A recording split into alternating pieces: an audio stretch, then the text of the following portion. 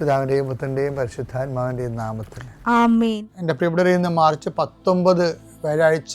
അമ്മേ പരിശുദ്ധ അമ്മേ, അമ്മേ പരിശുദ്ധമേ, ദൈവമാതാവേ, കൃപാസനത്തിലൂടെ ഞങ്ങളുടെ ദേശത്തിനും അമ്മ മധ്യസ്ഥം തേടി തന്ന എല്ലാ അനുഗ്രഹങ്ങൾക്കും കൃപകൾക്കും ഞങ്ങളിപ്പോൾ ഹൃദയം നിറഞ്ഞ നന്ദി പറയുന്നു.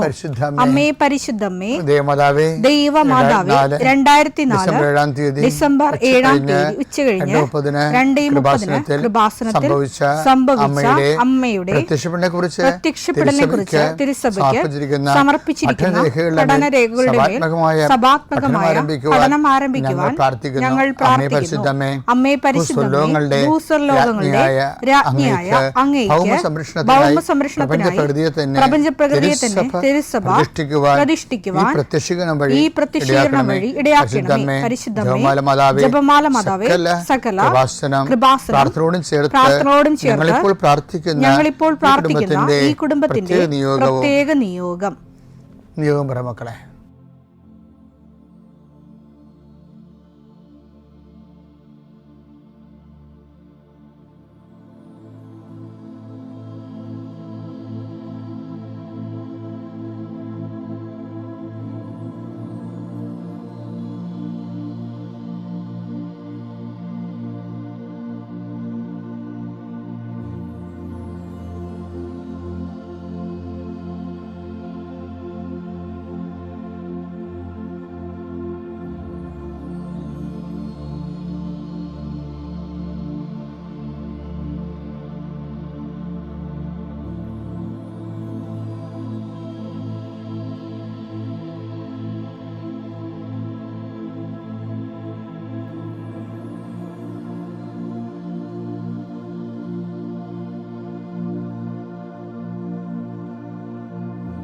അമ്മയുടെ പ്രത്യക്ഷീകരണത്തിന്റെ ഈ അനുഗ്രഹവേളയിൽ ഞങ്ങൾക്ക് സാധിച്ചു തരുവാൻ കനിയണമേ. ആമേൻ. വിശ്വാസ പ്രമാണം. സർവശക്തനായ പിതാവും ആകാശത്തിന്റെയും ഭൂമിയുടെയും സൃഷ്ടാവുമായ ദൈവത്തിൽ ഞാൻ വിശ്വസിക്കുന്നു. അവിടുത്തെ ഏകപുത്രനും ഞങ്ങളുടെ കർത്താവുമായ ഈശോമിശിഹായിലും ഞാൻ വിശ്വസിക്കുന്നു. ഈ പുത്രൻ പരിശുദ്ധാത്മാവിനാൽ ഗർഭസ്ഥനായി കന്യകാമറിയത്തിൽ നിന്ന് പിറന്ന് പൊന്തിയോസ് പീലാത്തോസിന്റെ കാലത്ത് പീഡകൾ സഹിച്ച് കുരിശിൽ തറയ്ക്കപ്പെട്ട് മരിച്ച് അടക്കപ്പെട്ട് പാതാളങ്ങളിൽ ഇറങ്ങി മരിച്ചവരുടെ ഇടയിൽ നിന്ന് 3-ാം നാൾ ഉയർത്ത് സ്വർഗത്തിലേക്ക് എഴുന്നള്ളി സർവശക്തിയുള്ള പിതാവായ ദൈവത്തിന്റെ വലതുഭാഗത്തിരിക്കുന്നു. അവിടെ നിന്ന് ജീവിക്കുന്നവരെയും മരിച്ചവരെയും വിധിക്കുവാൻ വരുമെന്നും ഞാൻ വിശ്വസിക്കുന്നു. പരിശുദ്ധാത്മാവിലും ഞാൻ വിശ്വസിക്കുന്നു. വിശുദ്ധ കത്തോലിക്കാ സഭയിലും പുണ്യവാന്മാരുടെ ഐക്യത്തിലും പാപങ്ങളുടെ മോചനത്തിലും ശരീരത്തിന്റെ ഉയർപ്പിലും നിത്യമായ ജീവിതത്തിലും ഞാൻ വിശ്വസിക്കുന്നു. ആമേൻ. സുഖസ്ഥനായ ഞങ്ങളുടെ പിതാവേ, അങ്ങയുടെ നാമം പൂജിതമാകണമേ. അങ്ങയുടെ രാജ്യം വരണമേ. അങ്ങയുടെ തിരുമനസ് സ്വർഗത്തിലെ പോലെ ഭൂമിയിലും ആകണമേ. അന്നു വേണ്ടുന്ന ആഹാരം ഇന്ന് ഞങ്ങൾക്ക് തരണമേ. ഞങ്ങളോട് തെറ്റ് ചെയ്യുന്നവരോട് ഞങ്ങൾ ക്ഷമിക്കുന്നത് പോലെ ഞങ്ങളുടെ തെറ്റുകൾ ഞങ്ങളോടും ക്ഷമിക്കണമേ. ഞങ്ങളെ പ്രലോഭനത്തിൽ ഉൾപ്പെടുത്തരുതേ, തിന്മയിൽ ഞങ്ങൾ രക്ഷിക്കണമേ. ആമേൻ. നന്മ നിറഞ്ഞ മറിയമേ, സ്വസ്തി. കർത്താവ് അങ്ങയുടെ കൂടെ സ്ത്രീകളിൽ അങ്ങ് അനുഗ്രഹിക്കപ്പെട്ടവളാകുന്നു. അങ്ങയുടെ ഉദരത്തിൻ ഫലമായി ഈശോ അനുഗ്രഹിക്കപ്പെട്ടവനാകുന്നു. പരിശുദ്ധ മറിയമേ, തമ്പുരാന്റെ അമ്മേ, പാപികളായ ഞങ്ങൾക്ക് വേണ്ടി ഇപ്പോഴും ഞങ്ങളുടെ മരണസമയത്തും തമ്പുരാനോട് അപേക്ഷിക്കണമേ. ആമേൻ. കർത്താവേ, നിന്റെ ഉന്നതമായ നാമത്തിന് സ്തോത്രം ചെയ്യുന്നു. കർത്താവേ, നിന്റെ വിശുദ്ധ പൗരോഹിത്യത്തെ മഹത്വപ്പെടുത്തണമേ. കർത്താവേ, സഭയിലുള്ള സാന്നിധ്യം ദൃഢമാക്കണമേ. 40 വർഷം ഞാൻ അർപ്പിച്ച കുർബാനയുടെ യോഗ്യതയായി കൃപാസ്ഥാന ജീവനോടെ പ്രത്യക്ഷപ്പെടുന്ന മാതാവിൻ്റെ മാധ്യസ്ഥത്തിൽ ഇന്ന് ഈ പ്രാർത്ഥന കാത്തിരിക്കുന്ന എല്ലാ മക്കളെയും ഞാൻ ആശീർവദിക്കുന്നു. കർത്താവേ, നിന്റെ തിരുമുറുവാർന്ന വലത് കർത്താൻ മക്കളെ സ്പർശിക്കണമേ. അടിപ്പണ്ട പോലെ വൈതാക്കാലം പോലെ ദൈവികമായ ശക്തിയിലേക്ക് ആവശ്യിക്കട്ടെ. എല്ലാ കോശങ്ങളിലും എല്ലാ പെശുകളിലും ഞരമ്പുകളിലും ചുമൽ ഉള്ളംകാല് വരെ കർത്താവിൻ്റെ രക്തം പടരട്ടെ. മാരക രോഗങ്ങൾ, തീരാവ്യാധികളെ യേശുക്രിസ്തു നാമത്തിൽ മാറിപ്പോകട്ടെ. കർത്താവെ, അങ്ങയുടെ മക്കൾ ഇന്നെടുക്കുന്ന തീരുമാനങ്ങൾ, അങ്ങയുടെ മക്കൾ ഇന്ന് നടത്തുന്ന യാത്രകൾ, അങ്ങയുടെ മക്കൾ ഇന്ന് കണ്ടുമുട്ടുന്ന വ്യക്തികൾ, അങ്ങയുടെ മക്കൾ ഇന്ന് ഒപ്പിടുന്ന കടലാസുകൾ, രേഖകൾ, കർത്താവെ എല്ലാം നീ അറിയാനും അതുമൂലം ഉണ്ടാകുന്ന എല്ലാവിധ അതും ഈ എന്തിനു വേണ്ടിയാണ് ചെയ്യണത്? ആ വിഷയം ലക്ഷ്യം കാണാൻ വേണ്ടി, അത് എത്രയും സ്പീഡായിട്ട് കാണാൻ വേണ്ടിയും. സമയ ചുരുക്കത്തിൻ്റെ അമ്മയെ സഞ്ചാരി മാതാവേ, അമ്മ ഇവർക്ക് വേണ്ടി മധ്യസ്ഥം വഹിക്കണമെന്ന് പ്രാർത്ഥിക്കുന്നു. ഗർഭിണികളായ മക്കൾ, അവിടെ കുഞ്ഞുങ്ങളെ ഓർത്ത് വിഷമിക്കുന്നവരുണ്ട്. ചിലർക്ക് അനക്കമില്ലാത്ത കുഞ്ഞുങ്ങൾ ഉണ്ടാവും, ചിലർക്ക് രോഗങ്ങൾ മാറാത്ത കാരണം ഉറക്കമില്ലാത്തവരുണ്ടാവും. ഈശോയെ, പലതരത്തിൽ വേദന അനുഭവിക്കുന്നവരും പൊറുക്കാത്ത വ്രണങ്ങളുള്ളവരും ഉച്ചമുള്ളങ്കാലം ഉണ്ടാകുന്ന രോഗങ്ങളൊക്കെ ഏറ്റെടുക്കണേ പ്രാർത്ഥിക്കുന്നു. എൻ്റെ കർത്താവിനുമായ നാമത്തിൽ, സഭയുടെ അധികാരത്തിൽ, കുരിശിൻ്റെ അടയാളത്തിൽ, ദൈവശക്തിയാൽ ഞാൻ നിന്നെ ആസ്വദിക്കും. എൻ്റെ പ്രിയപ്പെട്ടവരെ, നമ്മളെ ഈ രജിസ്റ്റർ കച്ചേരിയിലൊക്കെ പോയി പണം കൊടുത്ത് സ്ഥലമൊക്കെ വാങ്ങിച്ച് പ്രമാണം ചെയ്യത്തില്ലേ? പക്ഷെ നമുക്ക് ആ പ്രമാണം ഇവിടെ ഇങ്ങനെ തരത്തിലല്ല കയ്യിൽ.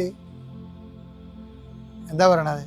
അവർ പറയും, അപ്പോൾ ആധാരം എഴുത്തുകാർ നമ്മൾ പറയും 20 ദിവസത്തെ ഗ്യാപ്പ് ഉണ്ട് കേട്ടോ, അത് കഴിഞ്ഞിട്ട് പോക്കുവരവ് ചെയ്തിട്ട് തരാമെന്ന് പറയും. പോക്കുവരവ് നമ്മളൊന്ന് ചെയ്യണം, അല്ലെങ്കിൽ അയാൾ ആധാരം എഴുത്തുകാരൻ തന്നെ പൈസ കൊണ്ട് അടച്ച് ചെയ്തു തരും. പക്ഷേ എന്തിനാണ് 20 ദിവസം എന്ന് പറയണത്? 20 ദിവസം നമുക്ക് ആ പ്രമാണം പൈസ കൊടുത്താണേ, പൈസ കൊടുത്തതാണെങ്കിലും നമുക്ക് പ്രമാണം തരുന്നില്ല. പ്രമാണം ചെയ്തതാണ്, രജിസ്റ്റർ ചെയ്തതാണ്, പക്ഷേ നമുക്ക് കയ്യിൽ തരണില്ല. എന്താ കാര്യം?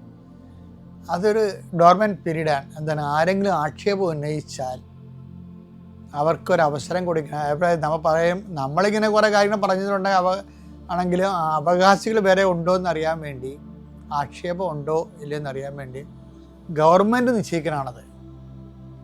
അപ്പോൾ അത് നിസ്സാര കാര്യമല്ല. ഈ ആക്ഷേപം ഉന്നയിക്കപ്പെട്ടാലാ നമുക്ക് ടാക്സ് അടക്കാൻ പറ്റത്തില്ല. ആക്ഷേപം റെക്ടിഫൈ ചെയ്യേണ്ടി വരും. അല്ല, അവകാശം ഉണ്ടെങ്കിൽ അവിടെ അവകാശം കൊടുക്കേണ്ടി വരും, പൈസ കൊടുക്കേണ്ടി വരും. അവർക്ക് ആക്ഷേപം ഇല്ലെന്ന് പറയണവരെ ആ സാധനം മുന്നോട്ട് പോകും. എന്നാലും നമുക്ക് പൊക്കുയരവ് ചെയ്ത് നമ്മുടെ ഉടമസ്ഥാവകാശത്തിൽ ക്രയവിക്ര സ്വാതന്ത്ര്യം കിട്ടത്തുള്ളൂ. ഇതുപോലെ തന്നെയാണ് നമ്മളുടെ ലൈഫിൽ നമ്മൾ ദൈവത്തോട് ഇപ്പോൾ ഉടമ്പടി ചെയ്ത് ജീവിക്കുന്ന അനേകം മക്കളുണ്ട്, അല്ലേ? ആ ഉടമ്പടി ദൈവദർശന് രജിസ്റ്റർ ആകണം എന്നുണ്ടെങ്കിൽ എന്ത് ചെയ്യണം? നമ്മൾ ആക്ഷേപരഹിതരായിരിക്കണം. നമ്മുടെ ഉടമ്പടിയിൽ ആരും ആക്ഷേപം ഉന്നയിക്കരുത്. ഏറ്റവും ശ്രദ്ധിക്കേണ്ട വീട്ടുകാരെ.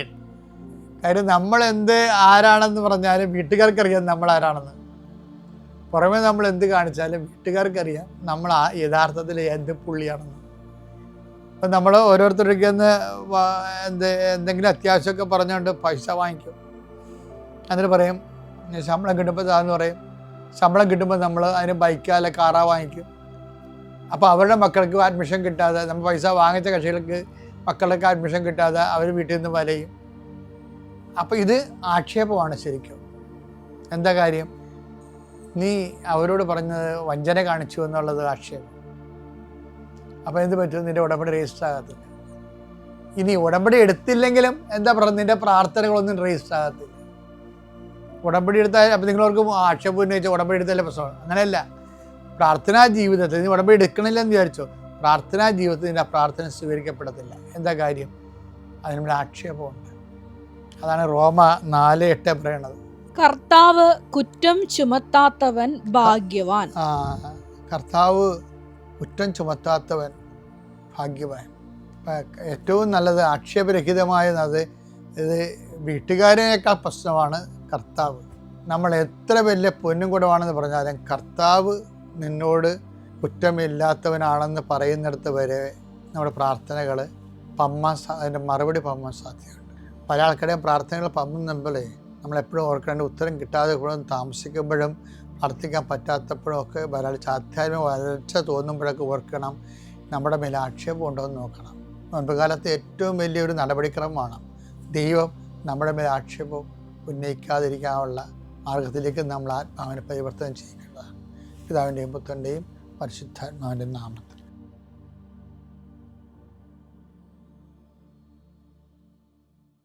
അത്യപൂർവ ദൈവാനുഭവങ്ങൾ ഇനി നിങ്ങൾക്കും സ്വന്തം. ഈ യൂട്യൂബ് ചാനൽ ഇതുവരെ സബ്സ്ക്രൈബ് ചെയ്തിട്ടില്ലെങ്കിൽ ഇപ്പോൾ തന്നെ സബ്സ്ക്രൈബ് ചെയ്യുക. ഈ വീഡിയോ ഇപ്പോൾ തന്നെ നിങ്ങളുടെ സുഹൃത്തുക്കൾക്ക് ഷെയർ ചെയ്തുകൊണ്ട് കർത്താവിൻ്റെ പ്രേക്ഷിതരാകുക.